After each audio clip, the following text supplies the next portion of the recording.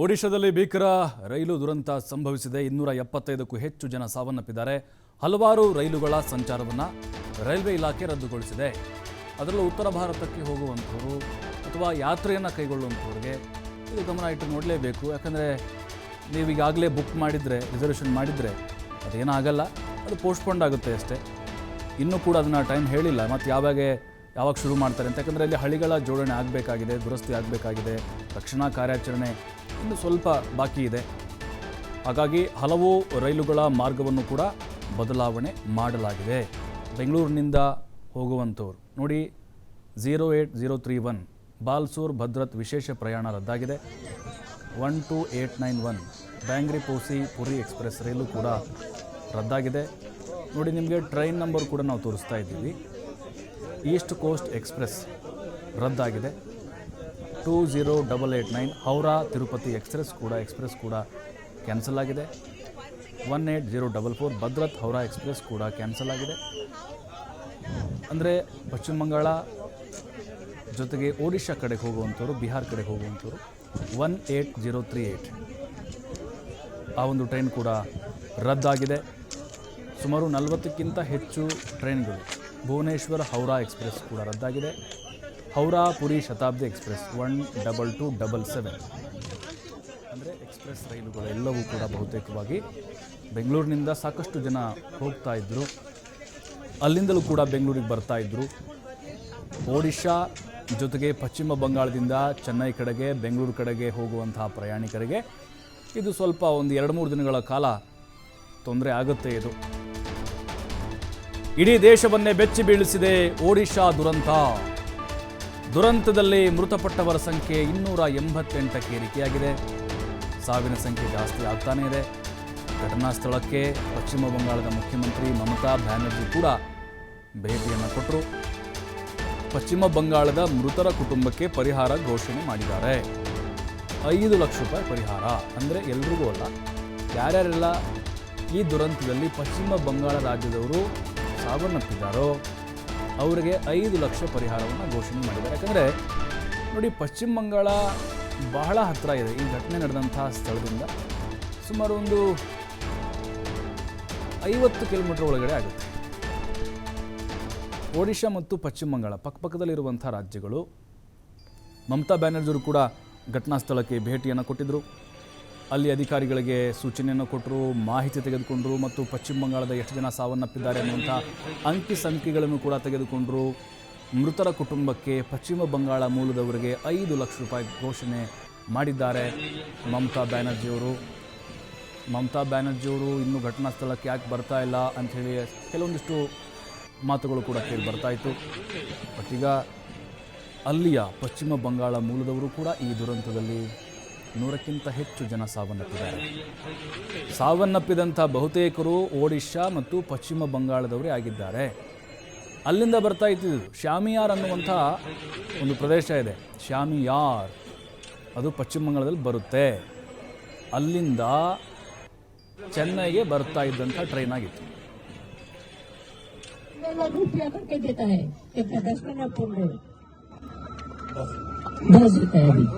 अभी 10 देता है.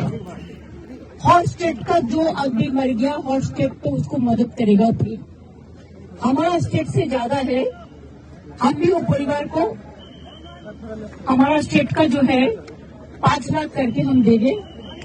और रेलवे के साथ, गवर्नमेंट के साथ, उड़ीसा गवर्नमेंट के साथ कोऑपरेशन करके रेलवे के साथ हम पूरा काम करेंगे जब तक काम खत्म नहीं होगा. रेलवे का एक सिस्टम है, कोई इंसिडेंट होने से वो 15 लाख रुपया करके देता है. 10 मिनट 15 10 देता है. अभी 10 देता है. हॉट स्टेट का जो अभी मर गया, हॉट स्टेट तो उसको मदद करेगा. फिर हमारा स्टेट से ज्यादा है, हम भी वो परिवार को हमारा स्टेट का जो है 5 लाख करके हम देंगे. और रेलवे के साथ, गवर्नमेंट के साथ, उड़ीसा गवर्नमेंट के साथ कोऑपरेशन करके रेलवे के साथ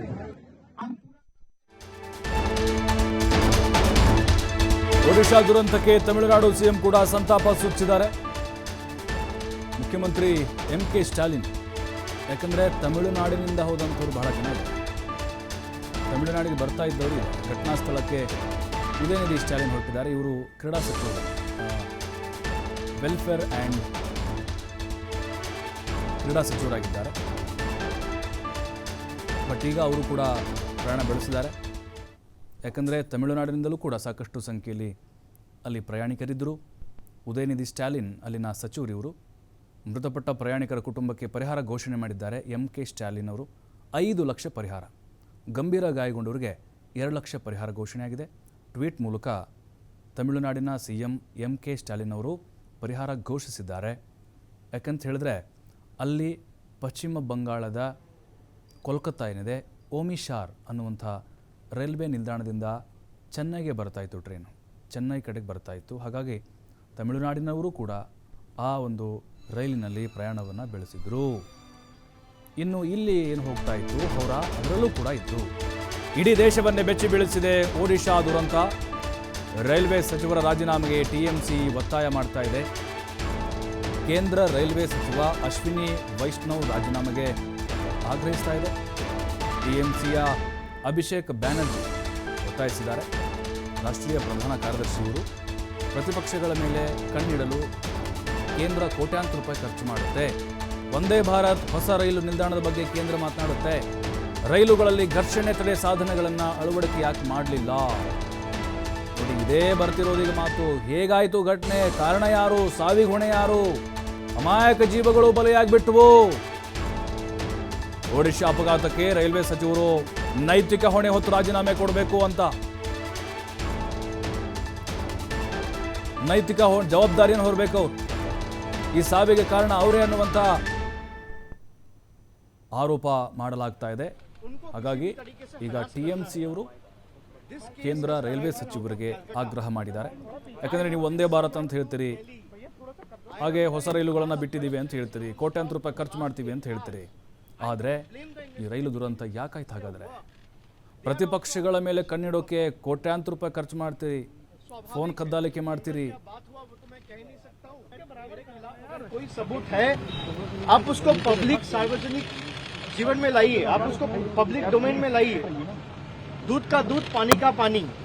पर बीजेपी को अगर लगता है कि इससे तृणमूल डर जाएगी, तृणमूल झुक जाएगी, तृणमूल हार मान लेगी, दूसरे राजनीतिक उनके खिलाफ ये इन्वेस्टिगेटिंग एजेंसीज चुप्पी ठान के बैठ जाते हैं. उनके खिलाफ कुछ नहीं करता है क्योंकि वो एक राजनीतिक दल के साथ जुड़ चुका है, इसलिए उनका सारा खून माफ. अब जो बीजेपी के साथ लड़ता है. ಮತ್ತಷ್ಟು ಮಾಹಿತಿ ಸಂತೋಷ್ ಕೊಡ್ತಾರೆ ಡೆಸ್ಕ್ನಿಂದ ನೇರ ಸಂಪರ್ಕದಲ್ಲಿ. ಸಂತೋಷ್, ಈಗ ಸಾವಿನ ಸಂಖ್ಯೆ, ಗಾಯಗೊಂಡವರ ಸಂಖ್ಯೆ ನಿನ್ನಿಂದ ಗಮನಿಸ್ತಾ ಇದ್ದೀವಿ. ಆದರೆ ಈಗ ಸತ್ಯ ಗೊತ್ತಾಗಬೇಕಾಗಿರೋದು ಘಟನೆ ಹೇಗಾಯಿತು, ಯಾರು ನಿರ್ಲಕ್ಷ್ಯ, ಯಾರು ಈ ಸಾವಿಗೆಲ್ಲ ಜವಾಬ್ದಾರಿ ಅನ್ನೋದು, ಜೊತೆಗೆ ಏನೆಲ್ಲ ಒತ್ತಾಯಗಳು ಕೇಳಿಬರ್ತಿದೆ ಈ ಒಂದು ಘಟನೆಗೆ ಸಂಬಂಧಪಟ್ಟಂತೆ. ನಿನ್ನೆ ನಡೆದಂತಹ ಒಂದು ಅಪಘಾತ ಭಾರತದ ಇತಿಹಾಸದಲ್ಲಿ, ಅದರ ಜೊತೆಯಲ್ಲಿ ಕಳೆದ ಹಲವಾರು ವರ್ಷಗಳಲ್ಲಿ ನಾವು ನೋಡಿದ್ದೆ. ಆದರೆ ಒಂದು ಭೀಕರ ಅಪಘಾತ ಅಂತ ಕೂಡ ಹೇಳಬಹುದು. ಅದರ ಜೊತೆಯಲ್ಲಿ ಈಗ ಸಾವಿನ ಸಂಖ್ಯೆ ಕೂಡ ಹೆಚ್ಚಳ ಆಗ್ತಾ ಇದೆ. ಈಗಾಗಲೇ ನೋಡ್ತಾ ಇದ್ದೀವಿ ನಾವು ದೃಶ್ಯಾವಳಿಯಲ್ಲಿ ಎಷ್ಟರ ಮಟ್ಟಿಗೆ ಈ ಒಂದು ಅಪಘಾತ ಭೀಕರವಾಗಿತ್ತು ಅಂತಂದರೆ, ಅಲ್ಲಿರುವಂತಹ ಅನೇಕರು ತಮ್ಮ ಮನೆಗೆ ತೆರಳುತ್ತಾ ಇದ್ದಂಥವರು, ಮತ್ತೊಂದು ಕಡೆಯಲ್ಲಿ ತಮ್ಮ ಪರಿವಾರದವ್ರನ್ನ ಭೇಟಿಯಾಗ್ಲಿಕ್ಕೆ ಹೋಗ್ತಾ ಇದ್ದವರು, ಪ್ರತಿಯೊಬ್ಬರ ಲಗೇಜ್ಗಳು ಕೂಡ ಚೆಲ್ಲಾಪಿಲ್ಲಿಯಾಗಿ ಬಿದ್ದಿದ್ದಾವೆ. ಮತ್ತೊಂದು ಕಡೆಯಲ್ಲಿ ಅವರ ಮೊಬೈಲ್ಗಳಾಗಿರಬಹುದು ಅಥವಾ ಇನ್ನಿತರ ವಸ್ತುಗಳಾಗಿರಬಹುದು ಚೆಲ್ಲಾಪಿಲ್ಲಿಯಾಗಿ ಬಿದ್ದಿದ್ದಾವೆ. ಮತ್ತೊಂದು ಕಡೆಯಲ್ಲಿ ಅಲ್ಲಿ ಇರುವಂತಹ ಮೃತದೇಹಗಳನ್ನು ನೋಡಿದಾಗ ಮೃತದೇಹಗಳು ಕೂಡ ಚೆಲ್ಲಾಪಿಲ್ಲಿಯಾಗಿ ಬಿದ್ದಿರುವಂತಹ ಭಯಾವಹ ಒಂದು ದೃಶ್ಯಾವಳಿಗಳನ್ನು ನೋಡಿದಾಗ ಎಷ್ಟು ಭೀಕರವಾಗಿತ್ತು ಈ ಒಂದು ಅಪಘಾತ ಅನ್ನುವಂಥದ್ದು ಇಲ್ಲಿ ಕಂಡುಬರುತ್ತೆ. ಅದರ ಜೊತೆಯಲ್ಲಿ ಇವತ್ತು ಕೇವಲ ಈ ಒಂದು ಅಪಘಾತ ಒಂದು ಸಾಮಾನ್ಯ ಅಪಘಾತವಾಗಿರದೆ ಅನೇಕರ ಜೀವನದಲ್ಲಿ, ಸಾವಿರಾರು ಜನರ ಜೀವನದಲ್ಲಿ ಒಂದು ರೀತಿಯಲ್ಲಿ ಕತ್ತಲು ಆವರಿಸಿದೆ ಅಂತ ಹೇಳಿದರೂ ಕೂಡ ತಪ್ಪಾಗಲಿಕ್ಕಿಲ್ಲ.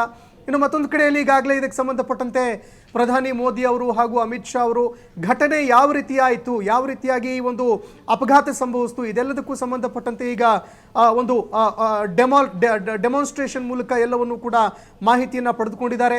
ಅನೇಕ ಅಧಿಕಾರಿಗಳ ಜೊತೆಯಲ್ಲಿ ಸಭೆಯನ್ನು ನಡೆಸಿದಂತಹ ಸಂದರ್ಭದಲ್ಲಿ ಬೇರೆ ಬೇರೆ ಅಧಿಕಾರಿಗಳು ಆಗಮಿಸಿ ಅಪಘಾತ ಯಾವ ರೀತಿ ಸಂಭವಿಸಿತು, ಇದಕ್ಕೆ ಪ್ರಮುಖ ಕಾರಣ ಏನು ಅನ್ನುವಂಥದ್ದನ್ನು ಸಂಪೂರ್ಣವಾಗಿ ವಿಶ್ಲೇಷಣೆಯನ್ನು ಮಾಡಿದ್ದಾರೆ.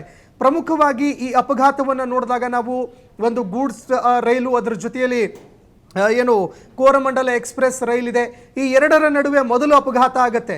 ಈ ಎರಡರ ನಡುವೆ ಮುಖಾಮುಖಿಯಾದಂತಹ ಒಂದು ಡಿಕ್ಕಿ ಅಪಘಾತ ಆದ ಬಳಿಕ ಎಷ್ಟು ಮಟ್ಟಿಗಿನ ಒಂದು ಭೀಕರವಾದಂತಹ ಅಪಘಾತ ಇದಾಗಿತ್ತು ಅಂತಂದರೆ, ಅಕ್ಕಪಕ್ಕದಲ್ಲಿದ್ದಂತಹ ಏನು ರೈಲ್ವೆ ಟ್ರ್ಯಾಕ್ ಇದೆ ಅದರ ಮೇಲೆ ಈ ಒಂದು ಏನು ಪ್ರಯಾಣಿಕರನ್ನು ತೆಗೆದುಕೊಂಡು ಹೋಗುವಂತಹ ಏನು ಎಕ್ಸ್ಪ್ರೆಸ್ ರೈಲ್ ಇತ್ತು. ಈ ರೈಲಿನ ಬೋಗಿಗಳು ಪಕ್ಕದ ಇನ್ನೊಂದು ಏನು ರೈಲ್ವೆ ಟ್ರ್ಯಾಕ್ ಇತ್ತು ಅದರ ಮೇಲೆ ಬೀಳುತ್ತೆ. ಇದಾದ ಬಳಿಕ ಮತ್ತೊಂದು ಕರ್ನಾಟಕದಿಂದ ಹೋಗ್ತಾ ಇದ್ದಂತಹ ಏನು ಟ್ರೈನ್ ಇದೆ ಅದು ಕೂಡ ಅದೇ ಮಾರ್ಗವಾಗಿ ಹೋಗ್ತಾ ಇರುವಂತಹ ಸಂದರ್ಭದಲ್ಲಿ ಅಪಘಾತ ಆಗುತ್ತೆ. ಅದು ಕೂಡ ಆ ಒಂದು ರೈಲ್ವೆಯ ಬೋಗಿಗೆ ಡಿಕ್ಕಿಯನ್ನು ಹೊಡೆದು 3 ಟ್ರೈನ್ಗಳು ಏಕಾಏಕಿಯಾಗಿ ಡಿಕ್ಕಿ ಆಗ್ತವೆ. ಅದರಲ್ಲಿ ಕರ್ನಾಟಕದ ಯಾವುದೇ ಜನರದ್ದು ಕೂಡ ಸಾವಾಗಿಲ್ಲ. ಅದರ ಜೊತೆಯಲ್ಲಿ ಅನೇಕರಿಗೆ ಅಪಘಾತ ಆಗಿದೆ.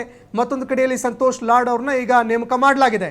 ಇನ್ನು ಪ್ರಮುಖವಾಗಿ ಈ ಅಪಘಾತಕ್ಕೆ ನಾವು ಸಂಬಂಧಪಟ್ಟಂತೆ ನೋಡಿದಾಗ ಯಾವಾಗ ಅಶ್ವಿನಿ ವೈಷ್ಣವ್ ಅವರು ಈ ಒಂದು ರೈಲ್ವೆ ಇಲಾಖೆಯ ಸಚಿವರಾಗ್ತಾರೆ, ಸಚಿವರಾದ ತಕ್ಷಣ ಕೆಲವು ತಿಂಗಳಲ್ಲಿ ಅವರು ಒಂದು ಪ್ರೆಸ್ ಕಾನ್ಫರೆನ್ಸ್ ಅನ್ನು ಮಾಡ್ತಾರೆ. ಅದರ ಜೊತೆಯಲ್ಲಿ ಸುದ್ದಿಗೋಷ್ಠಿಯನ್ನ ಮಾಡಿ ಮಾತನಾಡುವಂತಹ ಸಂದರ್ಭದಲ್ಲಿ ಭಾರತದ ರೈಲ್ವೆಯಲ್ಲಿ ಎಷ್ಟರ ಮಟ್ಟಿಗೆ ಬದಲಾವಣೆ ಆಗಿದೆ ಅನ್ನುವಂಥದ್ದನ್ನು ಅವರು ಎಕ್ಸ್ಪ್ಲೇನ್ ಮಾಡ್ತಾರೆ.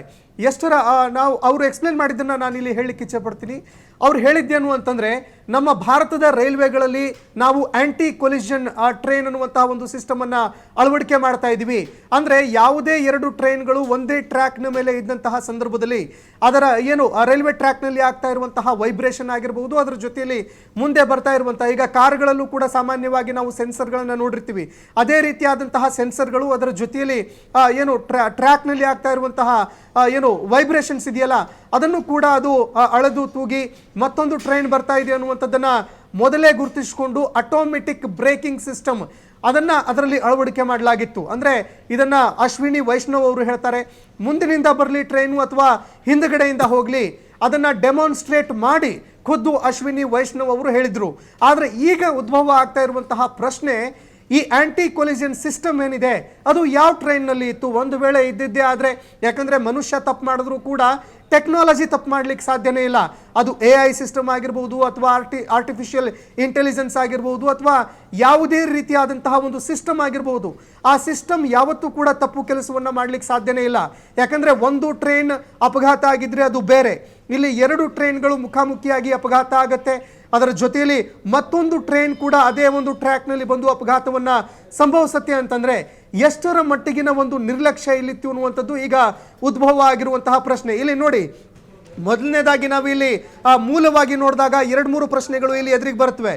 ಒಂದು, ಈ ಸಂಪೂರ್ಣ ಘಟನಾವಳಿಗೆ ಜವಾಬ್ದಾರರು ಯಾರು? ಇನ್ನು ಎರಡನೆಯ ಪ್ರಶ್ನೆ ಏನು, ಪ್ರಮುಖ ಪ್ರಶ್ನೆ ಏನು ಅಂದರೆ, ಆಂಟಿ ಕೊಲಿಷನ್ ಸಿಸ್ಟಮ್ ಇತ್ತು ಅಂತಂದರೆ ಅದನ್ನು ಯಾವ ರೀತಿಯಾಗಿ ಅಳವಡಿಕೆ ಮಾಡಲಾಗಿತ್ತು ಅಥವಾ ಅಳವಡಿಕೆಯೇ ಮಾಡಿರಲಿಲ್ವಾ? ಯಾಕಂದರೆ ರಾಷ್ಟ್ರೀಯಕ್ಕೆ ಏನು ರೈಲ್ವೆ ಸಚಿವರೇನಿದ್ದಾರೆ ಅವರು ದೇಶಕ್ಕೆ ಸುಳ್ಳನ್ನು ಹೇಳಿದ್ರಾ? ಈ ಪ್ರಶ್ನೆಯೂ ಕೂಡ ಈಗ ಎದುರಾಗ್ತಾ ಇದೆ. ಅದರ ಜೊತೆಯಲ್ಲಿ ಯಾವ ರೀತಿಯಾಗಿ ರೈಲ್ವೆ ಏನು ಉದ್ಯೋಗಿಗಳಿದ್ದಾರೆ, ರೈಲ್ವೆ ಅಧಿಕಾರಿಗಳಿದ್ದಾರೆ, ಅವರು ಯಾವ ರೀತಿ ಕೆಲಸ ಮಾಡ್ತಾ ಇದ್ದಾರೆ, ಅವರ ಬೇಜವಾಬ್ದಾರಿತನ ಎಷ್ಟರ ಮಟ್ಟಿಗಿದೆ, ಆ ಪ್ರಶ್ನೆಯೂ ಕೂಡ ಇಲ್ಲಿಗೆ ಎದುರಿಗೆ ಬರ್ತಾ ಇದೆ. ಯಾಕಂದರೆ ಒಬ್ಬಿಬ್ಬರ ಜೀವನದಲ್ಲಿ ಈ ಒಂದು ರೈಲ್ವೆ ಅಪಘಾತ ಪ್ರಭಾವವನ್ನು ಬೀರಿಲ್ಲ. ಇಡೀ ದೇಶ ಇವತ್ತು ದುಃಖತಪ್ತ ಆಗಿದೆ. ಇಡೀ ದೇಶ ಇವತ್ತು ರೈಲ್ವೆಗಳಲ್ಲಿ ಹತ್ತೋದಕ್ಕೆ ಭೀತಿಯನ್ನು ಅನುಭವಿಸ್ತಾ ಇದೆ. ಯಾಕಂದರೆ ಇಲ್ಲಿ ನಾವು ನೋಡಿದ್ದೆ ಆದರೆ ಅಭಿಷೇಕ್ ಬ್ಯಾನರ್ಜಿ ಅವರು ರಾಜೀನಾಮೆಯನ್ನು ಕೇಳಿದ್ದಾರೆ. ರೈಲ್ವೆ ಸಚಿವರು ಇದಕ್ಕೆ ಸಂಬಂಧಪಟ್ಟಂತೆ ಜವಾಬ್ದಾರಿಯನ್ನು ಹೊತ್ತು ರಾಜೀನಾಮೆಯನ್ನು ಕೊಡಬೇಕು ಅಂತ ಹೇಳ್ತಾರೆ.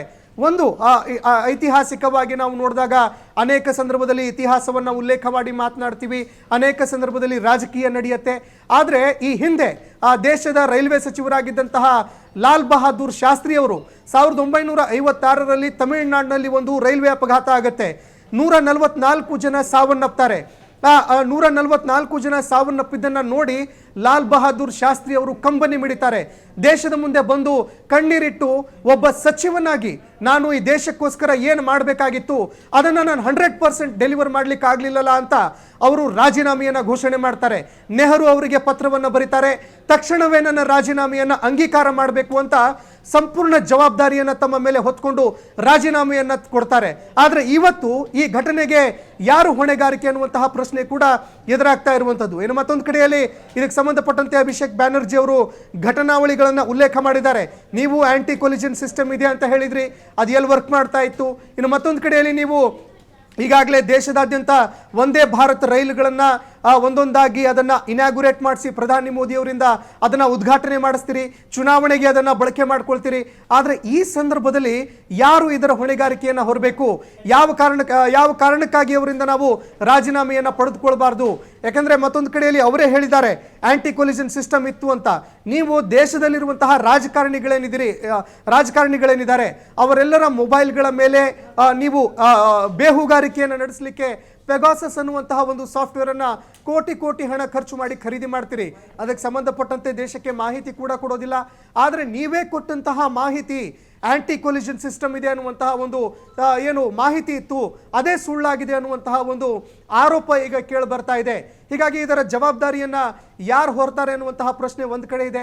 ಮತ್ತೊಂದು ಕಡೆಯಲ್ಲಿ ನಾವು ನೋಡ್ತಾ ಇದ್ದೀವಿ ಅನೇಕ ಪರಿವಾರಗಳು ಆ ಒಂದು ಪರಿಸ್ಥಿತಿಯನ್ನು ನೋಡಿದಾಗ ಪ್ರಭು ಏನು ನಡೀತಾ ಇದೆ, ಎಷ್ಟರ ಮಟ್ಟಿಗಿನ ಭೀಕರ ಅಪಘಾತ ಆಗಿತ್ತು ಇದೆಲ್ಲವನ್ನ ನೋಡಿದಾಗ, ಯಾಕಂದ್ರೆ ಅನೇಕರು ಬಂದು ತಮ್ಮ ಪರಿವಾರದವರ ಏನು ಲಗೇಜ್ಗಳಿದ್ವು ಆ ಲಗೇಜ್ಗಳನ್ನು ನೋಡಿ ಇದು ನಮ್ಮ ಪರಿವಾರದವರ ಲಗೇಜು ಅಂತ ಹೇಳಿ ಕಣ್ಣೀರಿಡ್ತಾ ಇದ್ದಾರೆ. ಮತ್ತೊಂದು ಕಡೆಯಲ್ಲಿ ಅನೇಕರು ತಮ್ಮ ಪರಿವಾರದವರ ಫೋಟೋಗಳನ್ನು ತೆಗೆದುಕೊಂಡು ಬಂದು ನಮ್ಮ ಪರಿವಾರದವರು ಇದರಲ್ಲಿ ಏನಾಗಿದ್ದಾರೆ ಅನ್ನುವಂಥದ್ದನ್ನ ಹುಡುಕ್ಲಿಕ್ಕೆ ಪ್ರಯತ್ನವನ್ನ ಮಾಡ್ತಾ ಇದ್ದಾರೆ. ಬದುಕಿ ಉಳಿದಿದ್ರೆ ಸಾಕಪ್ಪ ಅನ್ನುವಂತಹ ನಿಟ್ಟಿನಲ್ಲಿ ಕಣ್ಣೀರನ್ನ ಇಡ್ತಾ ತಮ್ಮವರನ್ನ ಹುಡುಕುವಂತಹ ಒಂದು ಕೆಲಸದಲ್ಲಿ ತೊಡಗಿದ್ದಾರೆ. ಈ ಘಟನೆಗೆ ಸಂಬಂಧಪಟ್ಟಂತೆ ಸಂತೋಷ್, ಈಗೇನಾದರೂ ಒಂದು ಸಮಿತಿ ರಚನೆ ಮಾಡೋದು ಅಥವಾ ತಪ್ಪಿತಸ್ಥರ ವಿರುದ್ಧ ಕ್ರಮ ಕೈಗೊಳ್ಳುವಂತಹ ಪ್ರಯತ್ನಗಳು, ಘಟನೆ ಬಗ್ಗೆ ಪ್ರಾಥಮಿಕ ವರದಿಯಲ್ಲೇ ಬಯಲಾದಂತಹ ಸತ್ಯಗಳು, ಅಥವಾ ಅಲ್ಲಿ ಸಿಗ್ನಲ್ ಮೂಮೆಂಟ್ ಹೇಗಿತ್ತು, ಅಲ್ಲಿ ಆ ಸಂದರ್ಭದಲ್ಲಿ ಯಾವ ಸಿಬ್ಬಂದಿ ಕರ್ತವ್ಯದಲ್ಲಿ ಹಾಜರಿದ್ದರು, ಇದೆಲ್ಲಿ ಎಡವಟ್ಟಾಯಿತು, ಇದ್ರ ಬಗ್ಗೆ ಕ್ಲಾರಿಟಿ ಅಂದರೆ ಸ್ಪಷ್ಟವಾದಂಥ ಒಂದು ಸತ್ಯ ಏನಾದರೂ ಗೊತ್ತಾಗಿದೆಯಾ, ಅಥವಾ ತನಿಖೆ ಮುಂದಿನ ದಿನಗಳಲ್ಲಿ ಅದು ಆದಮೇಲೆ ಎಲ್ಲೋ ಗೊತ್ತಾಗುತ್ತಾ ಅಂತ? ಈಗ ಪ್ರಭು, ಪ್ರಾಥಮಿಕವಾಗಿ ನಾವು ನೋಡಿದಾಗ ಈಗಾಗಲೇ ರೈಲ್ವೆ ಸಚಿವರು ಸ್ಥಳಕ್ಕೆ ಭೇಟಿ ಕೊಟ್ಟಿದ್ದಾರೆ. ಮತ್ತೊಂದು ಕಡೆಯಲ್ಲಿ ಇದಕ್ಕೆ ಸಂಬಂಧಪಟ್ಟಂತೆ ವಿಸ್ತೃತವಾದಂತಹ ಒಂದು ತನಿಖೆಯನ್ನು ನಡೆಸೋದಾಗಿ ಭರವಸೆಯನ್ನು ಕೂಡ ಕೊಟ್ಟಿದ್ದಾರೆ. ಈವರೆಗೆ ಇದಕ್ಕೆ ಸಂಬಂಧಪಟ್ಟಂತೆ ಯಾವುದೇ ರೀತಿಯಾದಂತಹ ತನಿಖಾ ಸಮಿತಿಯನ್ನಂತರೂ ರಚನೆ ಮಾಡಿಲ್ಲ.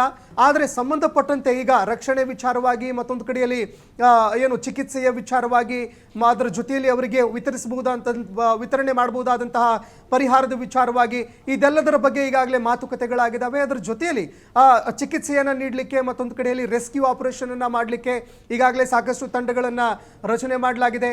ಯಾವ ರೀತಿಯಾಗಿ ಒಂದು ಏನು ಅಪಘಾತ ಸಂಭವಿಸಿತು ಇದಕ್ಕೂ ಸಂಬಂಧಪಟ್ಟಂತೆ ವಿಸ್ತೃತವಾಗಿ ವರದಿ ಬರಬೇಕಾಗತ್ತೆ. ಯಾಕಂದ್ರೆ ಪ್ರಮುಖವಾಗಿ ಇಲ್ಲಿ ನಾವು ನೋಡಿದಾಗ ಒಂದು ಹೈಕಮಾಂಡ್ ಲೆವೆಲಲ್ಲಿ ಅಂದರೆ ಏನು ಸಚಿವರ ಲೆವೆಲಲ್ಲೂ ಕೂಡ ಇಲ್ಲಿ ಸಾಕಷ್ಟು ರೀತಿಯಲ್ಲಿ ಸಂಪೂರ್ಣವಾಗಿ ಬೇಜವಾಬ್ದಾರಿತನ ಆಗಿರುವಂಥದ್ದು ಸ್ಪಷ್ಟವಾಗಿ ಗೋಚರವಾಗ್ತಾ ಇದೆ. ಯಾಕಂದರೆ ಆಂಟಿ ಕೊಲಿಷನ್ ಸಿಸ್ಟಮ್ ನೋಡಿ, ಯಾವುದೇ ಒಂದು ಸಿಸ್ಟಮ್ ಆಗಿರಲಿ, ಅದು ಮೊಬೈಲ್ ಆಗಿರಬಹುದು ಅಥವಾ ಲ್ಯಾಪ್ಟಾಪ್ ಆಗಿರಬಹುದು, ಕಂಪ್ಯೂಟರ್ಸ್ ಆಗಿರ್ಬೋದು, ಅಥವಾ ಯಾವುದೇ ಒಂದು ವೆಹಿಕಲ್ಸ್ ಆಗಿರ್ಬೋದು, ಪ್ರತಿಯೊಂದು ಕೂಡ ಒಂದು ಸಿಸ್ಟಮೇ.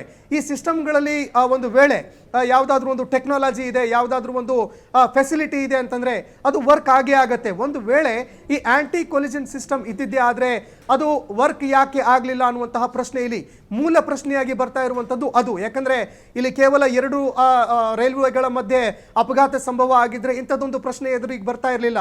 ಇಲ್ಲಿ 3 ರೈಲ್ವೆಗಳು ಅಪಘಾತವನ್ನ ಸಂಭವಿಸಿದಾವೆ. ಅದರಲ್ಲೂ ಕೂಡ ನೀವು ಯಾವುದು ಕೂಡ ಆರ್ಡಿನರಿ ಪ್ಯಾಸೆಂಜರ್ ರೈಲುಗಳಲ್ಲ, ಇವೆಲ್ಲವೂ ಕೂಡ ಎಕ್ಸ್ಪ್ರೆಸ್ ರೈಲುಗಳು. ಹೀಗಾಗಿ ಎಕ್ಸ್ಪ್ರೆಸ್ ರೈಲುಗಳಲ್ಲಿ ನಾವು ನೋಡಿದಾಗ ಸಾಕಷ್ಟು ರೀತಿಯಾದಂತಹ ಟೆಕ್ನಾಲಜಿಗಳು ಇರ್ತವೆ. ಯಾಕಂದ್ರೆ ವೇಗವಾಗಿ ಹೋಗುವಂತಹ ಸಂದರ್ಭದಲ್ಲಿ ಅದನ್ನ ಟ್ರ್ಯಾಕ್ ಮಾಡಲಾಗುತ್ತೆ. ಇವತ್ತು ಮೊಬೈಲ್ ಅಪ್ಲಿಕೇಶನ್ಗಳಲ್ಲೂ ಕೂಡ ರೈಲ್ವೆಯ ಲೊಕೇಶನ್ ಎಲ್ಲಿದೆ ಅನ್ನುವಂಥದ್ದು ಕೂಡ ಸ್ಪಷ್ಟವಾಗಿ ಗೊತ್ತಾಗುತ್ತೆ. ಇಂಥದರ ನಡುವೆ ಅಧಿಕಾರಿಗಳು ಆಗಿರ್ಬೋದು, ಅದರ ಜೊತೆಯಲ್ಲಿ ಈ ಒಂದು ಸಂಪೂರ್ಣ ರೈಲ್ವೆ ವ್ಯವಸ್ಥೆ ಏನಿದೆ ಇದರಲ್ಲಿ ಇಷ್ಟು ದೊಡ್ಡದಾಗಿರುವಂತಹ ಒಂದು ನಿರ್ಲಕ್ಷ್ಯ ಹೇಗಾಯಿತು, ಈ ಪ್ರಶ್ನೆಯೂ ಕೂಡ ಎದುರಾಗ್ತಾ ಇದೆ. ಅದರ ಜೊತೆಯಲ್ಲಿ ಯಾರ್ಯಾರು ಅಲ್ಲಿ ಅಧಿಕಾರಿಗಳು ಫೀಲ್ಡಲ್ಲಿ ಕೆಲಸ ಮಾಡ್ತಾ ಇದ್ರು, ಆ ಸಂದರ್ಭದಲ್ಲಿ ಕೆಲಸಕ್ಕೆ ಇದ್ದಂತಹ ಅಧಿಕಾರಿಗಳು ಯಾರು, ಅವರು ಯಾವ ರೀತಿಯಾದಂತಹ ಒಂದು ನಿರ್ಲಕ್ಷ್ಯವನ್ನ ಇಲ್ಲಿ ತೆಗೆದುಕೊಂಡಿದ್ದಾರೆ, ಯಾವ ರೀತಿಯಾದಂತಹ ನಿರ್ಲಕ್ಷ್ಯ ಅವರಿಂದ ಆಯಿತು, ಅದನ್ನು ಕೂಡ ನಾವು ನೋಡಬೇಕಾಗತ್ತೆ. ಯಾವ ರೀತಿಯಾಗಿ ಸರ್ಕಾರ ಇದನ್ನ ಗಂಭೀರವಾಗಿ ಪರಿಗಣನೆಗೆ ತೆಗೆದುಕೊಳ್ಳುತ್ತೆ, ಇದಕ್ಕೆ ಸಂಬಂಧಪಟ್ಟಂತೆ ಸಚಿವರ ತಲೆದಂಡ ಆಗತ್ತಾ, ಅದರ ಜೊತೆಯಲ್ಲಿ ಸರ್ಕಾರ ಈಗ ಈ ಆಂಟಿ ಕೊಲಿಷನ್ ಟ್ರೈನ್ ಸಿಸ್ಟಮ್ ಅನ್ನುವಂಥದ್ದು ಏನಿತ್ತಲ್ಲ ಇದಕ್ಕೆ ಸಂಬಂಧಪಟ್ಟಂತೆ ಸ್ಪಷ್ಟೀಕರಣವನ್ನ ಕೊಡುತ್ತಾ, ಅದನ್ನು ಕೂಡ ನಾವು ಕಾದು ನೋಡಬೇಕಾಗತ್ತೆ ಪ್ರಭು.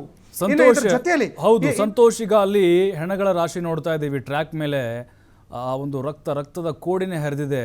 ಬಟ್ ಈಗ ಬಹುತೇಕವಾಗಿ ಅಲ್ಲಿ ಪಶ್ಚಿಮ ಬಂಗಾಳ ಮತ್ತು ಒಡಿಶಾ ಪಾಪ ಕೂಲಿ ಕಾರ್ಮಿಕರೇ ಜಾಸ್ತಿ ಅಲ್ಲಿ ಸಾವನ್ನಪ್ಪಿರೋದು. ಹಾಗಾಗಿನೇ ಈ ಒಂದು ದುರಂತ ಇಡೀ ಒಂದು ದೇಶಕ್ಕೆ ಎಚ್ಚರಿಕೆಯ ಗಂಟೆ ಆಗಿದೆಯಾ ಅಂತ, ಇನ್ಮೇಲೆ ಎಲ್ಲರೂ ಕೂಡ ಅಲರ್ಟ್ ಆಗಿರಬೇಕು, ಕಣ್ಣಲ್ಲಿ ಕಣ್ಣಿಟ್ಟು ಕಾಯಬೇಕು ಅಂತೇಳಿ. ಹೌದು ಪ್ರಭು, ಯಾಕಂದರೆ ನಾವು ನೋಡಬೇಕಾಗತ್ತೆ ದೇಶದಲ್ಲಿ ಈ ರೀತಿಯಾದಂತಹ ಘಟನೆಗಳು ಮೇಲಿಂದ ಮೇಲೆ ಘಟಿಸ್ತಾ ಇದ್ದಾವೆ. ಯಾಕಂದರೆ ಇವತ್ತಿನಿಂದ ಆಗಿರುವಂತಹ ಘಟನೆಗಳಲ್ಲ ಇದು ಕೇವಲ ಈಗ ಘಟಿಸಿರುವಂತಹ ಒಂದು ಘಟನೆಯಲ್ಲ. ಈ ಹಿಂದಿನಿಂದಲೂ ಕೂಡ ಘಟಿಸ್ತಾ ಬರ್ತಾ ಇದ್ದಾವೆ ಈ ರೀತಿಯಾದಂತಹ ಘಟನೆಗಳು. ಅದರಲ್ಲೂ ಕೂಡ ಲಾಲ್ ಬಹದ್ದೂರ್ ಶಾಸ್ತ್ರಿ ಅವ್ರ ಬಗ್ಗೆ ನಾನು ಹೇಳ್ತಾ ಇದ್ದೆ. ಅವರು ನೈತಿಕ ಹೊಣೆಗಾರಿಕೆಯನ್ನು ಹೊತ್ತು ರಾಜೀನಾಮೆಯನ್ನು ಕೊಡ್ತಾರೆ. ಆ ರೀತಿ ಏನಾದರೂ ದೇಶದಲ್ಲಿ ಆಗತ್ತಾ? ಅದರ ಜೊತೆಯಲ್ಲಿ ಪ್ರಮುಖವಾಗಿ ಈಗ ನೋಡಿ, ರೈಲ್ವೆಗಳಲ್ಲಿ ಜನಸಾಮಾನ್ಯರು ಪ್ರಯಾಣ ಮಾಡೋದಕ್ಕೆ ಭಯಪಡುವಂತಹ ಒಂದು ವಾತಾವರಣ. ಅದರ ನಡುವೆ ಅನೇಕ ಕೂಲಿ ಕಾರ್ಮಿಕರು ಈ ಬಿಹಾರ ಮತ್ತು ಬೇರೆ ಬೇರೆ ರಾಜ್ಯಗಳಿದ್ದಾವೆ. ಆ ರಾಜ್ಯಗಳನ್ನು ನಾವು ನೋಡಿದಾಗ ಸಾಕಷ್ಟು ರೀತಿಯಲ್ಲಿ ಕೂಲಿ ಕಾರ್ಮಿಕರು, ಅದರ ಜೊತೆಯಲ್ಲಿ ಬೇರೆ ಬೇರೆ ರಾಜ್ಯಕ್ಕೆ ವಲಸೆ ಹೋಗಿ ತಮ್ಮ ಜೀವನವನ್ನು ನಡೆಸೋರು, ಈ ರೀತಿ ಅನೇಕರು ಇರ್ತಾರೆ. ಅಂಥವರ ಬಾಳಲ್ಲಿ ಇವತ್ತು ಅಂಧಕಾರ ಬಂದಿದೆ ಅಂತ ಹೇಳಿದ್ರು ಕೂಡ ತಪ್ಪಾಗ್ಲಿಕ್ಕಿಲ್ಲ. ಇದರ ನಡುವೆ ಇವತ್ತು ಅನೇಕ ನಾಯಕರು ಕೂಡ ಬರ್ತಾ ಇದ್ದಾರೆ. ಒಂದೆಡೆಯಲ್ಲಿ ಈಗಾಗಲೇ ಪಶ್ಚಿಮ ಬಂಗಾಳದ ಮಮತಾ ಬ್ಯಾನರ್ಜಿ ಅವರು ಇವತ್ತು ರಾತ್ರಿ ಒಳಗಾಗಿ ಭೇಟಿಯನ್ನು ಕೊಡ್ತಾರೆ. ಖುದ್ದು ಪ್ರಧಾನಿ ಮೋದಿ ಅವರು ಕೂಡ ಇವತ್ತು ರಾತ್ರಿಯ ಒಳಗಾಗಿ ಆ ಸ್ಥಳಕ್ಕೆ ಭೇಟಿ ಕೊಡುವಂತಹ ಸಾಧ್ಯತೆ ಇದೆ. ಮತ್ತೊಂದು ಕಡೆಯಲ್ಲಿ ತಮಿಳುನಾಡಿನ ಸಿಎಂ ಆಗಿರುವಂತಹ ಎಂ ಕೆ ಸ್ಟಾಲಿನ್ ಅವರು ಭೇಟಿ ಕೊಡ್ತಾ ಇದ್ದಾರೆ. ಇನ್ನು ಮತ್ತೊಂದು ಕಡೆಯಲ್ಲಿ ನವೀನ್ ಪಟ್ನಾಯಕ್ ಇದ್ದಾರೆ, ಅವರು ಕೂಡ ಬರ್ತಾ ಇದ್ದಾರೆ. ಹೀಗಾಗಿ ಸಾಕಷ್ಟು ನಾಯಕರು ಬರ್ತಾ ಇದ್ದಾರೆ. ಈಗಾಗಲೇ ನಾವು ನೋಡಿದಾಗ ಪಾಲಿಟಿಸೈಸ್ ಯಾರು ಮಾಡಬಾರ್ದು ಅನ್ನುವಂತಹ ಒಂದು ಮಾತು ಕೇಳಿ ಬರ್ತಾ ಇದೆ. ಆದರೆ ಯಾವುದೇ ಒಂದು ವಿಷಯವನ್ನು ನಾವು ತೆಗೆದುಕೊಂಡಾಗ, ಯಾವುದೇ ಒಂದು ದುರಂತ ಘಟಿಸಿದಾಗ, ಅಥವಾ ಯಾವುದೇ ರೀತಿಯಾದಂತಹ ಒಂದು ಅತ್ಯಾಚಾರ ಪ್ರಕರಣವೋ ಅಥವಾ ಮತ್ತೊಂದೋ ಮಗದೊಂದೋ ಏನೇ ಆದರೂ ಕೂಡ ದೇಶದಲ್ಲಿ ವ್ಯವಸ್ಥೆ ಯಾರ ಕೈಯಲ್ಲಿದೆ ಅದನ್ನು ಕೂಡ ನಾವು ನೋಡಬೇಕಾಗತ್ತೆ. ಆ ವ್ಯವಸ್ಥೆಯ ಮೇಲೆ ಪ್ರಶ್ನೆಗಳು ಏಳಬಾರ್ದು ಅನ್ನುವಂತಹ ಒಂದು ಸ್ಥಿತಿ ಇದೆಯಲ್ಲ, ಇದು ಅರಾಜಕ ಸ್ಥಿತಿ ಅಂತ ಕೂಡ ನಾವು ಹೇಳ್ಬೋದು. ಯಾರು ಕೂಡ ಇದನ್ನು ಪೊಲಿಟಿಸೈಸ್ ಮಾಡಬೇಡಿ, ಯಾರು ಕೂಡ ಪ್ರಶ್ನೆ ಮಾಡಬೇಡಿ, ಯಾರು ಕೂಡ ಇದನ್ನು ಕ್ರಿಟಿಸಿಸಮ್ ಮಾಡಬೇಡಿ. ಇದೆಲ್ಲವೂ ಕೂಡ ಒಂದು ದುರ್ಬಲ ಆಡಳಿತದ ಒಂದು ಪರಿಕಲ್ಪನೆ ಅಂತ ಕೂಡ ನಾವು ಹೇಳ್ಬೋದು. ಯಾವಾಗ ಪ್ರಶ್ನೆಗಳು ಉದ್ಭವ ಆಗತ್ತೆ, ಯಾವಾಗ ಇದಕ್ಕೆ ಸಂಬಂಧಪಟ್ಟಂತೆ ಅತಿ ಹೆಚ್ಚಿನ ಒಂದು ತಲೆದಂಡಗಳಾಗತ್ತೆ, ಆಗ ಮಾತ್ರ ಒಂದು ಬಹುದೊಡ್ಡ ಬದಲಾವಣೆ ಸಾಧ್ಯ ಅಂತ ನಾವು ಹೇಳ್ಬೋದು. ಇವತ್ತು ಸರ್ಕಾರ ಇದನ್ನು ಗಂಭೀರವಾಗಿ ಪರಿಗಣಿಸಬೇಕಾಗತ್ತೆ. ಅದರ ಜೊತೆಯಲ್ಲಿ ಮುಂದಿನ ದಿನಗಳಲ್ಲಿ ಈ ರೀತಿಯಾದಂತಹ ಘಟನೆಗಳು ಘಟಿಸಬಾರ್ದು. ನೋಡಿ, ದೇಶದಲ್ಲಿ ಇವತ್ತು ಒಂದೇ ಭಾರತ್ ರೈಲ್ ಆಗಿರ್ಬೋದು, ಬುಲೆಟ್ ಟ್ರೈನ್ ಅಂಥೇಳಿ ದಿನವೂ ಕೂಡ ಬುರುಡೆ ಬಿಡ್ತಾ ಇದ್ದಂತಹ ಅನೇಕ ನಾಯಕರನ್ನ ಬಾಡಿಗೆ ಭಾಷಣಕಾರರನ್ನ ನಾವು ನೋಡಿದ್ದೀವಿ. ಆದರೆ ಈ ಬಾಡಿಗೆ ಭಾಷಣಗಳು ಅಥವಾ ಈ ಬುರುಡೆಗಳು, ಈ ಬುಡುಬುಡಿಕೆಗಳು ಈ ದೇಶಕ್ಕೆ ಅವಶ್ಯಕ ಅಲ್ಲ. ಈ ದೇಶಕ್ಕೆ ವಾಸ್ತವವಾಗಿ ಏನು ಬೇಕಾಗಿದೆ ಅದರತ್ತ ನಾವು ಗಮನ ಹರಿಸಬೇಕಾಗಿದೆ. ನೋಡಿ, ಬುಲೆಟ್ ಟ್ರೈನ್ ದೇಶಕ್ಕೆ ಅವಶ್ಯಕ, ಆದರೆ ಅದೇ ನೆಸೆಸರಿ ಅಲ್ಲ. ನಮಗೆ ನೆಸೆಸಿಟಿ ಏನಿದೆ ನೋಡಿ, ಎಲ್ಲರೂ ಕೂಡ ಬುಲೆಟ್ ಟ್ರೈನಲ್ಲಿ ಅಫೋರ್ಡನ್ನು ಮಾಡಲಿಕ್ಕಾಗೋದಿಲ್ಲ, ಬುಲೆಟ್ ಟ್ರೈನಲ್ಲಿ ತಿರುಗಾಡೋಕ್ಕಾಗೋದಿಲ್ಲ, ಒಂದೇ ಭಾರತ್ ಟ್ರೈನಲ್ಲಿ ಎಲ್ಲರೂ ಕೂಡ ತಿರುಗಾಡೋಕ್ಕಾಗೋದಿಲ್ಲ.